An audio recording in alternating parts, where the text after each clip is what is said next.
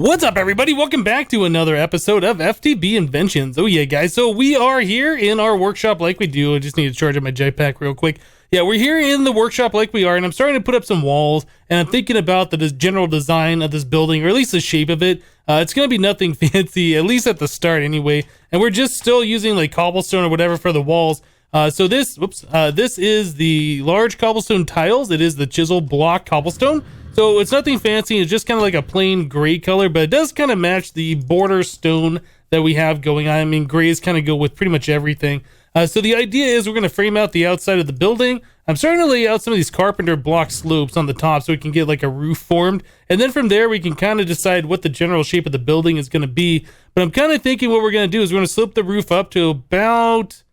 maybe about right here, and then we'll have like a flat top on the very top of it. I don't think we're gonna do like a complete peak with the roof, but I wanted something besides just like, you know, like a flat box. So we're trying to go with something better than that anyway. So yeah, we're using these carpenter slopes. These have exchange value, so we can get these pretty easily. Otherwise, they're a little wood intensive. You need a lot of sticks and a lot of planks and things like that to make it all happy or whatever. So yeah, we are going with this route. Now I was trying to do something fancy. Like I wanted to be able to place these slopes, you know, multiples at a time. Whoops, I'm placing these all in the wrong spot. Yeah, I want to be able to place multiples of that at a time and use like the builder's wand here, for instance. But you can't really do that on these. And if you do place them, yeah, it does something weird. Like it places them at a different angle. It doesn't keep it all the same, unfortunately. So you kind of have to go through. In fact, what I probably should do is just go through and place all these blocks. Oh, you know what? I have the mode set weird on this wand. There we go. Yeah, we should go through and place like these things like this, and then we can go back through and then place these back on top of it. That's probably the better way of going about this. But anyway, I got some work ahead of me. We got to place all these, and I'm probably going to remove all this stone that I'm placing underneath so we can place the carpenter's blocks. And what we'll eventually do, I do believe, I don't know 100%, we'll get rid of all of these, and we'll come back underneath and we will place these like this, so it'll be sloped on the inside as well, and it'll look good from both sides. I think that'll probably be the best thing to do. And then we got to figure out what block we're going to place inside of these. That's also another issue. But I wanted to get like, you know, the general outline of the building done, at least get the roof on with the carpenter's blocks, get the building framed out, then we can decide on colors, we can decide on what other else stuff we want. I think that's going to be concerning me though is these water wheels over here. I only gave 3 blocks of space between the edge of this and the start of the water wheels. I think these are going to end up being too close, especially if we bring the roof down one more layer, which we probably will. Yeah, we got to figure out what we're going to do with that. We'll probably end up tearing these things down or moving them, or I don't know. We got to figure out what we're going to do for our main power. Are we going to tap off of our blaze farm over here? Do we want the blaze farm going all the time? I don't know. Another thing about this blaze farm, last episode we set this thing all up and we were connecting the Ender IO conduits down here, yeah, to send the mob essence over to our tank. It turns out, yeah, I did something incorrectly. I'd only had one grinder sending stuff over here. Yeah, Ender IO stuff got me. So I ended up making the Ender IO Yeta wrench. I don't really use this thing because I've never really used Ender IO stuff that much, but this is a really versatile wrench. I think that's cool about it, like if you're in a certain spot where you can't, you know, right click on the back of the block, like normally you just right click with your hand and you can get into this interface, but like if this is on the bottom of the block and you can kind of see the conduit, you can right click on the conduit, but that won't get you in there. You need to right click on this thing. So with the Yeta wrench, you can hold shift and then left click and you can open this interface no problem. That was kind of a bad example, but yeah, if you're ever in a spot where you can't really click on it, the Yeta wrench is what you need to do. But what's really awesome about this, if you hold shift and you scroll your mouse wheel, like you could only see the item conduits if you wanted to, or only the fluid conduits, or only the power conduits. Or if we had these other conduits, we could see those, but we don't. But yeah, this is really cool. So the problem was, let's go ahead and do this. Can I pop these off? Yeah, let's get rid of these. And I just broke my aqueous accumulator down there. Dang it. Let me get this thing. This goes right here. Yeah, I think we're fine. So anyway, go back to this. So yeah, we can only see the pressurized conduits. Let me get that there. Let me connect this right like that. Okay, I think everything should be happy again. So I placed the pressurized conduits right here. Place them here, here, and here. But the problem was, yeah, this one was the only one that was connected over this way. The other two weren't. They're filling up with essence. They weren't doing anything. Yeah. So with this particular wrench, you can connect them all. You can see what you're doing. Otherwise, if you try right-clicking when they're like this, you start clicking on the wrong things, and yeah, you can't really tell what you're doing. The Eder wrench really makes that super easy to figure out. Yeah, so I'll definitely be carrying this around. In fact, I might be using this instead of the crescent hammer from now on, since, yeah, it seems to have more uses than the crescent hammer does. But anyway, guys, I got some stuff I need to do. I'm going to continue fleshing out the carpenter blocks over here, try and get everything looking the way I think it should look, and then we'll, like I said, decide on the colors later and all of that. So let me get to work. We'll BRB. Well, all right, guys, that's what our workshop's looking like down there. Yeah, so that's what the top is. I didn't fill in the very top of the roof yet. Yeah, we're leaving that open for now. We might leave it open permanently. I don't know. It'd be a good spot to put in some solar panels later or whatever. But the reason why I was thinking I would leave that open, at least for right now, like if I'm over here doing stuff and I need to get back quickly to the AE system, we can just kind of fly around like this and then drop into the building. It might be a little easier than going around to either side and using the doors. I don't know. Like I said, I don't know if we're going to leave that open or if we're going to fill it in. It'd definitely be a great place to put our solar panels, though. That's for sure. So I went with the same stone masonry bricks that we were using for the base. I kind of wrapped it around the corners, and then this wall right here, once we got this whole thing filled in, it was just too much stone. There needed to be some kind of a separator or something to break it up. So yeah, I put in a line of this, so we go up, or we had the masonry, then go 4 of these cobblestone blocks, the masonry, then we go up 4 at the very top here. Yeah, so that's the way that is. It looks like this wall is bigger than this one, but I guess that's probably because we have the slopes or whatever. But yeah, it's the same distance between the masonry stone. And then I took that and I wrapped it around the edge of the roof. I thought that might make it look kind of cool. We'll figure out what the roof we're going to make that out of, what we're going to fill those carpenter blocks in with. We might make it the same as the walls eventually. I mean, I honestly don't know. Pretty much I wanted to get the structure fleshed out and figure out what we're going to do. Like I said before, we might want to make these walls thicker than 1 block thick, but we kind of just went with the 1 block thick. I think that'll be fine. We should be able to run applied energistics wires up through this and then use the multi-parts, or I guess the conduit covers or whatever. We should be able to fill that all in and just make it look fine as it is. There's no reason to make it thicker. The other thing that we might do is punch out some windows in here, although I'm not sure if we're going to do that or not, or where we're going to put them. I mean, we could just add in some windows. Something like this would look okay, I suppose, but then it might look like a weird face. Let's try it. That's definitely gonna look like a weird face, I think. Well, maybe not, but yeah, I don't think that's gonna be looking good. If we're gonna do it, we might just do like something like that, or I don't know. We'll figure it out. But for now, I'm kind of happy with the way this building has turned out so far. There's still a lot more work to do. I still don't know if this is going to be the permanent color of the material or the permanent texture, whatever that we're going to be using. We might swap that out with something a little bit later. We could go with wood. I don't know. We'll figure it all out. But for right now, yeah, I think that's looking all right. Cool. So I wanted to move on to working on upgrading our tools. Yeah, I had to make myself a diamond shovel. I keep making the other ones out of the, I don't know, the emerald, not emeralds, the like the paradots or whatever. I can't think of the name of these. Yeah, paradots.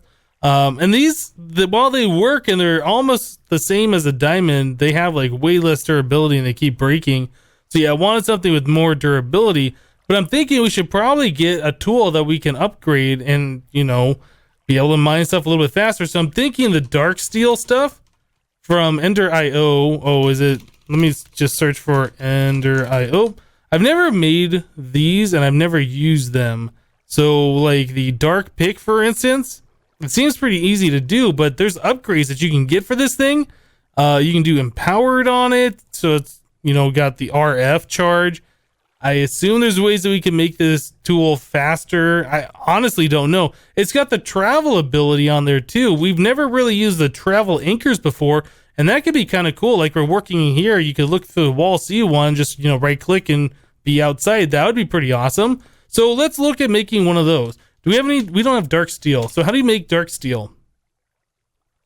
You make this stuff by obsidian dust and steel ingots in an induction smelter, or we could do obsidian plus pulverized coal plus iron in an alloy smelter. I'm not sure which way. I guess we can do this way. That's not so bad. We have obsidian dust and steel already, or refined iron. Steel? Maybe, you know what? I think I might have taken pretty much all my steel and turned it into the steel tank walls. We might not have as much as I was thinking we were going to have. But the obsidian dust, yeah, we got plenty of that. So we should be able to just come over here and put this in the induction smelter and get some stuff going. Cool. So go ahead and cook up some of this dark steel. I'll make myself the dark steel pick. I don't know if we're going to go with the dark steel armor. We already got some decent flux infused armor. So we'll make the pickaxe. We'll check that out and see how that thing works. All right, guys. So we got the dark pick made, and it says when you hold shift over it that you can do an anvil upgrade of empowered. So that's a vibrant crystal plus 10 levels. So let's make ourselves a vibrant crystal. All right, so that is an emerald with vibrant alloy nuggets. I'm not sure if we have the nuggets, but I do believe we do have the vibrant alloy. So let's go ahead and make some of those, like so. Put that away. Do that. One of these. There we go. Cool. So now, do we have an anvil? We do. Okay, so we can just go ahead and put the dark pick plus this thing right here, and that costs 10 levels. Cool. We don't have the 10 levels on us, but I know where we can get 10 levels. So we'll be able to use our XP for the first time here. So let's grab 10 levels. Cool. Yeah, and that thing is continuing to make XP all the time, which is awesome.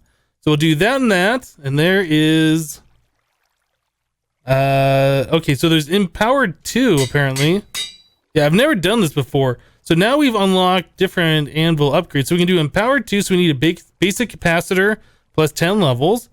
Travel is an ender crystal plus 30 levels. And a spoon is a diamond shovel plus 10 levels. I believe spoon makes the pickaxe, the dark pick, mine dirt, just the same as it would with shovel. Okay, so that's pretty awesome. Diamond shovel, we already have one made, but unfortunately it's got some durability. I don't think that's gonna work. Let's just double check. Plus 10 levels will allow us to do that. Now I think it's got to be a brand new diamond shovel. So let's go ahead and make one of these. Let's just check this out. No, not diamond. Stick. Wait a second. What was that diamond in here? What does this turn into? A weather crystal. Huh. Okay, so that's an interesting thing. So that plus that. Yeah, there we go. So we need 10 more levels to get this thing to work. All right, so we can go ahead and grab some more levels from our experience obelisk over here. I would grab more than, you know, just enough to enchant one at a time. But yeah, it's cheaper. It's more efficient on the XP just to do like the 10 or whatever. All right, so there's that plus this. There we go, this spoon. Let's try this. I'm curious. Actually, we should probably charge this thing up. This one? Let's charge it up. Okay, so this holds 100,000 RF. I assume if we put empowered on there, another version of empowered, it will hold more, maybe? Okay, so let's try this on dirt, grass, whatever. Oh, that is nice. Okay, I like that. One tool that does both stone and dirt. I like it. How fast does it do stone? It does it decently fast, and I'm sure we can put some enchantments on there to make it faster, so we'll have to check that out. All right, so what else do we got here? We probably want to do the basic capacitor thing, right? Yeah, basic capacitor plus 10 levels. All right. So basic cap to make one of those. Got it. So let's go grab 10 more levels. I'm curious what Empowered 2 does, if that makes it faster or if that just makes it hold more RF. Yeah, I don't know. So it holds 100,000 right now, right? It holds 100,000. It's got 1,500 durability. And we put this on here. Okay, it holds 150,000. And power 3, we're gonna need a double layered capacitor plus 15 levels. Cool. All right, well, let me go ahead and try and get this thing beefed all the way up. Yeah, like I said, I've never done this before, so this is new stuff to me. Yeah, I'll make the double layer capacitor. We'll put the travel on there. Yeah, let me go ahead and add all the upgrades, and we'll be right back, guys. Okay, guys, so I have this dark pick. We have it in powered 4, and we have spoon enchant on there. I wanted to put the ender crystal plus 30 levels for the travel upgrade. But yeah, the ender crystal is a little bit more expensive, because in order to make one of those, we don't have exchange energy. It's not learnable, not exchangeable. But to make one of those, we need the soul binder from Ender IO. We need a soul vial with an enderman and a vibrant crystal. Yeah, it costs 100,000 RF, and it costs 10 levels to make this thing. So that's not so difficult to do, but yeah, we need to get the soul binder. So let's look up a soul binder. And a soul binder is made with an enderman head, a creeper head, and a zombie head. Oh, and a skeleton and skull. Are these craftable at all? Does not look like it. So if we search our system for head, we have zombie, we have creeper, and we have the enderman, but we don't have a skeleton head. Okay, so how do we get ourselves a skeleton head? I don't know. I guess we need to fight some skeletons, right? So there is no recipe for this. I'm curious, so if we take one of these and stick it in our crafting grid, no. Can we put that on? Okay, we can wear it. Yeah, but there is no crafting recipe for that. Right, so we need to find ourselves like a skeleton spawner. I guess we could use the MFR spawner, since we have a lot of mob essence, right? We are collecting a decent amount of this essence over here, so we could do it through Mine Factory Reloaded, make a safari net, capture a skeleton, and spawn it with this. Yeah, we're collecting a lot more essence now that I've hooked up the other two grinders. Yeah, that derp. Anyway, so yeah, we got plenty of the essence now, which is going to be awesome for doing things like this where we need specific mobs spawned in, but not, you know, a ridiculous amount of them. So let's do a safari net. Should be a speed, yeah, gas tier plus ender pearls. Do we even have a gas tier? Oh, we don't have a gas tier. The gas has the gas tier, but we don't have one. Okay, so we're gonna have to go to the Nether, I think, find ourselves a gas. Yep. Okay, so we got some stuff ahead of us. I'm trying to think, is there another way we could get the soul vial? But is there a way that we could make the powered spawner from a soul vial? We need a regular mob spawner, or I guess the broken mob spawner. I think we need the soul binder in order to put the vial into that spawner. Yeah, I think the only thing we can do right now is to make the MFR version, make a safari net. So we're going to need a gas tier. Cool. Well, anyway, I'm going to head to the Nether and we're going to get some stuff done and we'll be back, guys. You know, before we go to the Nether, it might be a good idea to upgrade our sword and give us a little bit of looting. We were holding off on doing a lot of this stuff previously because we didn't have experience and we didn't really have a way to gain experience. Now that problem is solved. So I was just looking right here at, what's this thing called? The Enchanter from Ender IO. Yeah, we can get looting. We just need to come over here. Yeah. So 40 levels, which is a little expensive, plus 3 skulls, mob heads, or whatever. Book and quill will get us looting 3. Or we could do the lower version and then use our bibliocraft stuff and copy and do all that. I think it's just going to be easier to get the 40 levels and do what we need to do. So let's grab, I think the Enderman ones are going to work. And then we're going to need 40 levels. Book and quill too. Let's grab one of these. Yeah, made some extras from previous. Yeah, we'll need 40 levels of experience. A little expensive, but like I said, we have experience going all the time now. Yeah, we got 87. So we'll do 40 levels, barely did anything, right? That was at 87. We put all that in there. Okay, so 10, 10, 10, 10. Yeah, we're at 40. So this is actually storing the experience like it was a player. So 10 levels here is like, yeah, it's less expensive because it's less experience to get to level 10. That makes sense. Once you get past 30, it costs more and more and more per level. Anyway, that's the way that works. So we could just do this plus this, and there is that for 40 levels of experience. And then we need to put this on the sword. Let's figure out how much that's going to cost. That is 21 levels. So let's go over and get 21 more. Yeah, this will make farming gas tiers that much easier. 21, I think is what it was. Cool. We should probably look at getting a bow at some point too. But for right now, I think a sword's gonna work since we have a jetpack. Oh, I'm on the wrong one. This one. So that plus that. There we go. So now we got Soul Stealer 4, Sharpness 5, and Looting 3. So whatever we smack around with this a little bit, yeah, that's going to drop extra stuff. So that's pretty cool. All right, well, I'm going to head to the Nether, hopefully find myself a ghast, and we'll be back, guys. All right, guys. Well, I'm flying around the Nether. I can hear a ghast. I can see it on the minimap. I don't see the ghast at all. I think it's above me, though. Oh, no, it's right there. It's right there. Give me some ghast tears. I need to get myself a better jetpack. Okay, we got one ghast tier. I think I hit it with the fireball instead of the sword, so I don't know if my looting counted. But we did get our one ghast tier, so now we should be able to make ourselves a safari net, which is going to be pretty awesome. Now, at some point, I did notice that my maps reset. Yeah, I don't have waypoints anymore. All the stuff that I had uncovered on my mini-map is now not uncovered. Yeah. Where is the exit? I don't remember. Anyway, I'm going to try and put some waypoints back around. I'm going to be careful with trying not to lose those in the future. I think we upgraded the pack at one point. Maybe I just forgot to copy the journey map saves or something. Anyway, probably my mistake. So I think the exit is up here somewhere. Anyway, I'll find it and we'll get out of here. I'll see you guys back in the overworld.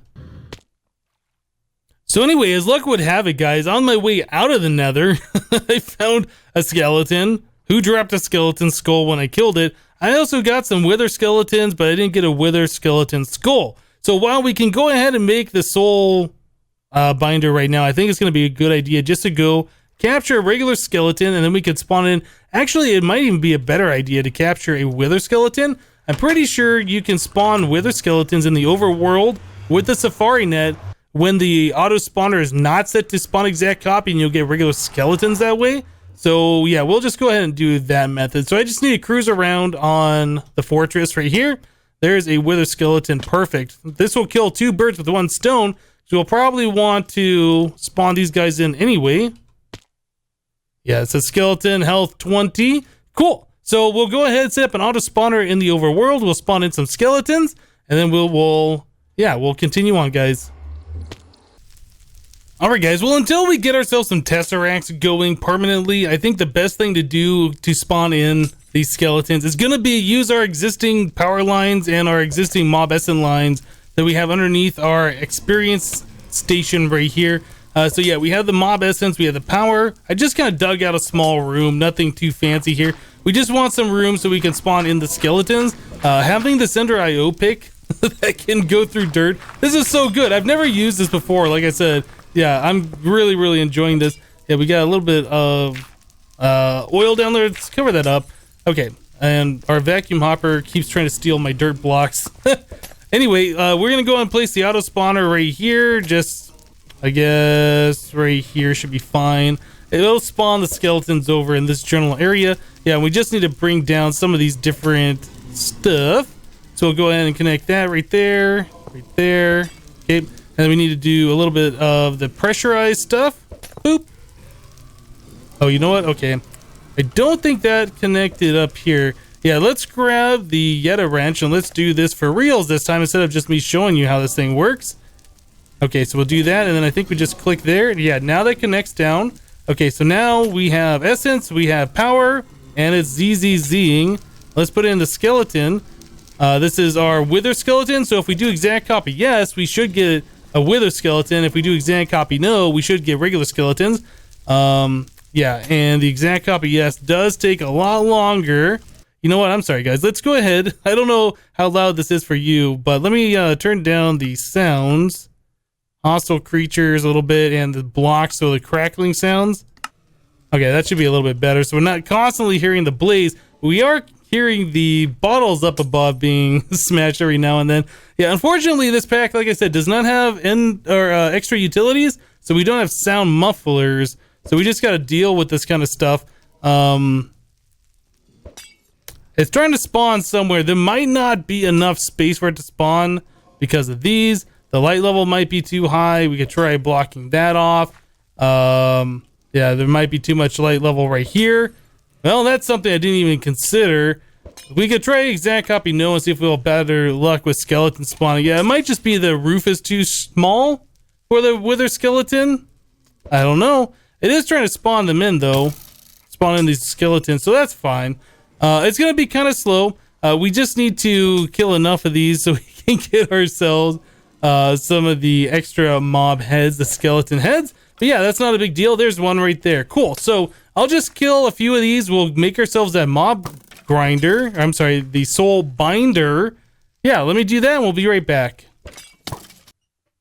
Alright guys, so in order to make the ender crystal that we need for our dark pick to do the traveler upgrade, yeah, we need to get ourselves a soul vial full of an enderman. So we need that plus the vibrant crystal, which is vibrant alloy and emerald, which I believe, yeah, we can exchange for that. It's 11,320.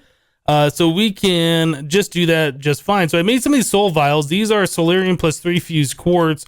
And they work just like you would expect. Like a safari night, you just right click on an enderman. There we go. I'm just going to go and fill up all of these just so I don't have to come back here as often. Okay, so now we got 6 of those. So we should be able to make 6 ender crystals. Cool. So I'm going to head back to the overworld, put those into our soul binder. Yep, and we will make ourselves some ender crystals. Cool. So I went ahead and I added the travel enchantment to the dark pick. So yeah, what this allows us to do is just shift right click, and we can travel around like we're throwing an ender pearl or something like that. But what's really neat about this thing, yeah, you can walk up to a wall and you can kind of go through the wall. So that's pretty awesome. I've also installed some of these travel anchors. I've kind of used them before. I've never really set them up myself previously. But yeah, they are not super expensive. It's a pulsating crystals. Well, I guess it's a diamond. A diamond wrapped in pulsating iron nuggets is what that is. Some conduit binder and some iron. But yeah, it's not super expensive. But what you can do is you can right click on this. You can set it private, protected, or public. And I assume if it's protected, you can only allow certain people on a multiplayer server to use them. But either way, you can name them as well. So this one's named Workshop. And you can also paint these so it can match the rest of the stuff around. You never know what's here. But yeah, if you stand on this, you can see other anchors nearby. And if they're too far, you can hold down shift. Yeah, and then you can right click and go over to like the bed, for instance, or over to the workshop or to the spawners. Yeah, this is really, really cool stuff. Yeah, I've never used the travel anchors before myself. Like, I've been to people's bases who have them set up, and it's like, yeah, that's kind of cool. But yeah, now that I'm actually able to do them myself, yeah, I kind of like that. That's going to be a lot nicer just getting around this way. It does use a little bit of RF, though, on your pick. So we're at 802,000 for this. Like, if I kind of do this around a little bit, that does eat up some RF. But if we have like the wireless charger going, yeah, we're down to 787 now. If we have the wireless charger going, it's always going to be keeping that thing full, so that won't really matter. But we don't have that set up yet. So that's something we'll have to be working on in the future. But yeah, guys, I think that's going to go ahead and do it for this episode of FTB Inventions. I hope you guys liked it. Remember, leave a like on this episode if you did. And we'll see you next time. Thanks for watching, guys. Bye-bye.